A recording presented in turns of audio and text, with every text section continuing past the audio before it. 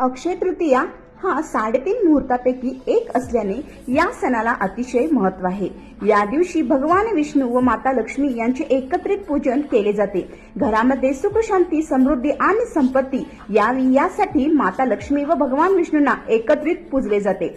अक्षय तृतीयेला ज्या गोष्टीची खरेदी केली जाते त्यात भरभराट होते असे देखील मान्यता आहे। म्हणून या दिवशी विशेषतः सोने आणि चांदी खरेदी करण्यास जास्त महत्त्व दिलं जातं।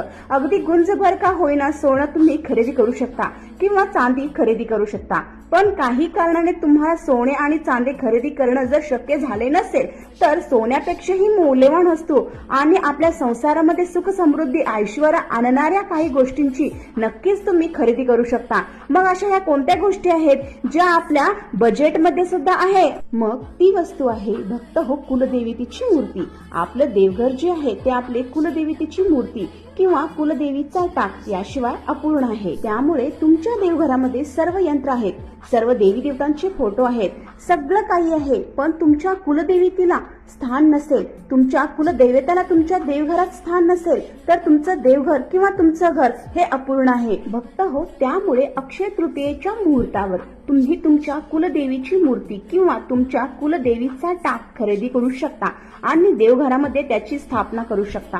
कुलदेवीचा टाक जो असतो तो तुम्ही चांदीचा घेऊ शकता। पूजेच्या साहित्याच्या दुकानामध्ये किंवा सोन्या चांदीच्या दुकानामध्ये तुम्हाला टाक जे आहेत ते मिळून जातील भक्त हो। चांदीची मूर्ती घेणे जर शक्य नसेल तर पितळेची मूर्ती किंवा पंचधातूंची मूर्ती तुम्ही घेऊ शकता आणि आपल्याला या दिवशी आपल्या देवघरामध्ये आणून त्यांची स्थापना करायची आहे। याचबरोबर कुलस्वामिनीची सेवा करायला सुद्धा तुम्ही या दिवशी सुरुवात करू शकता।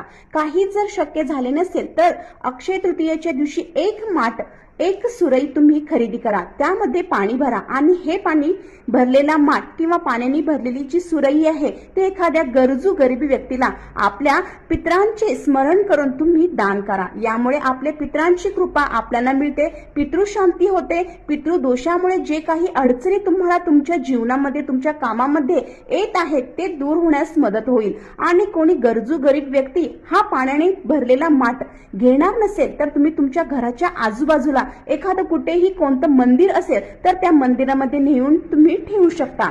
तुमच्या कुलदेवतेचा जो कोणता मंत्र असेल तो कमळगट्ट्याच्या माळेवर जपता यावा यासाठी तुम्ही या दिवशी कमळगट्ट्याची माळ देखील खरेदी करू शकता। तर अक्षय तृतीयेनिमित्त माझ्याकडून तुम्हा सर्वांना मनापासून खूप साऱ्या शुभेच्छा।